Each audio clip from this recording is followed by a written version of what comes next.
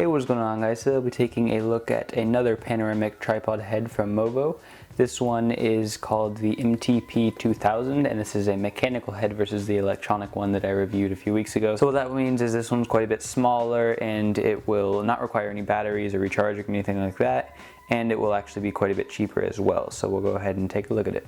This is everything that we get in the box here. We have the actual panoramic head itself, then we have a little instruction manual which contains a little bit of broken English, but it's not too bad. You can definitely kind of understand what it is saying. The other thing we have here is a kind of adapter for a phone to go on this head. So if you were wanting to take a panoramic time lapse on your phone, you are totally able to do so with this head. You simply put the phone in the little adapter here, screw it onto the actual head here, and then just kind of set up the time lapse on your phone, and then, you know, set up the head and all of that, and then you'll be able to take a time lapse on your phone, which is pretty cool. The other thing we have here is a standard kind of GoPro tripod adapter. So if you're wanting to use a GoPro with this, of course you would need this tripod adapter in order to actually use the GoPro on this.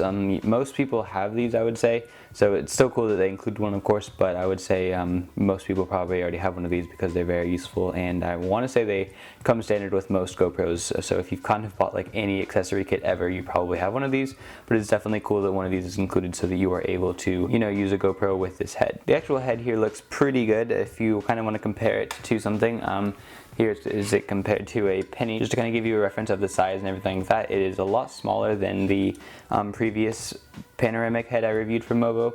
However, this one is mechanical, like I said, so it is not electronic, which means you can kind of take this anywhere and you won't have to worry about recharging it or getting new batteries or anything like that. You can just kind of twist it and then it will start going, and that's all it is because it's mechanical. Because it is mechanical, it's also about $80 cheaper than the previous one I reviewed, and it is a lot smaller and, like I said, just more portable and lighter and everything like that. I would say the build quality is not nearly as good as the electronic one I reviewed. If you are wanting to see the electronic one, I will try to leave a link to that in the description, but in comparison to the previous electronic one I reviewed, this one's definitely a lot cheaper, but at the same time it's kind of nice because you are able to use it without recharging it or anything like that, and then you can just kind of bring it wherever and not have to worry about running out of battery or anything like that. And like I said, it's a lot more portable because it's lighter and smaller, so you are able to kind of take it wherever. This is much more of a travel one in my opinion, and the other electronic one is more for just like around the house, and it's because it's more customizable and things like that. But anyway, to go ahead and use this head, you will want to like put whatever camera you're putting on here. So if I was putting a GoPro on here, I would just, you know, screw this on and attach the GoPro. If I was using a phone, I would put the phone holder on, put the phone inside,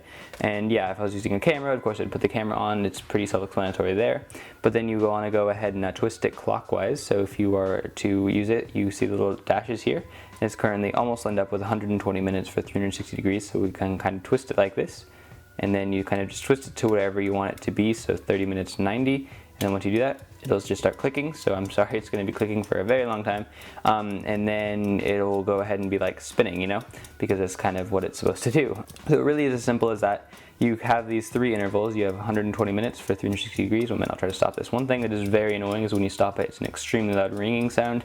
It sounds like one of those old alarm clocks, but I'll see if I can do that. So like that. So that is the ringing sound, which kind of says that the time lapse is done, which is kind of annoying, honestly. Like, I really think it could be less irritating. Maybe it could just stop clicking, because it's clicking all the time when you actually are taking a time lapse. So I think it stopping clicking is indicator enough that it is done. However, it does have this kind of annoying ring to let you know that it is finished with its rotation, and it does sound kind of like one of those classic alarm clocks ringing or something like that. In my opinion, it's pretty annoying, but it's a very short ring, so it's not that big of a deal, especially considering it is kind of nice to let you know that you are actually done with the time lapse, so you can maybe like reset it or something like that if you are needing to do so. I believe you can set it in between the intervals, so say 120 minutes for 360 degrees, 30 minutes for 90 degrees, 60 minutes for 180 degrees, or 90 minutes for 270 degrees. I believe you can set it like somewhere in between, so say you want to set it like right here or something like that. I think you are able to do so. Not entirely sure about that. I've only tested it with the actual intervals, and yeah, so the intervals do work very well. It's been pretty accurate. It has gone 90 degrees in 30 minutes and all of that, which is of course a good thing. And yeah, I think it's pretty simple to use. You literally just like twist it and then it starts taking a time lapse. I'll put a video on screen now of a time lapse I actually took with this for one of my other videos. So as you can can see here, it has a very nice smooth rotation and it looks pretty good. I was using this with an iPhone 6s, so I did have the kind of phone holder adapter on it, and then that's what I was doing it with. I'm sorry for all this clicking, it's very annoying. But yeah, I think the time lapse turned out pretty well. It's pretty smooth and it's not like juddery or anything like that, and it would look even better if you were doing it on like a more large scale project or something like that. But yeah, anyway, my only real problem with this is that it's really hard to get it to stop. Like, you can take a time lapse or whatever and then it'll stop, but if you, let's say you set it and then you're like, oh wait, I don't want to do that, you can like kind of twist it the opposite direction, but as you can see, it rang and it's still clicking, which is kind of annoying. Like, I don't know, like it really was struggling to get it to just kind of stop clicking, and there we go. Actually, I just got it to stop clicking. All right.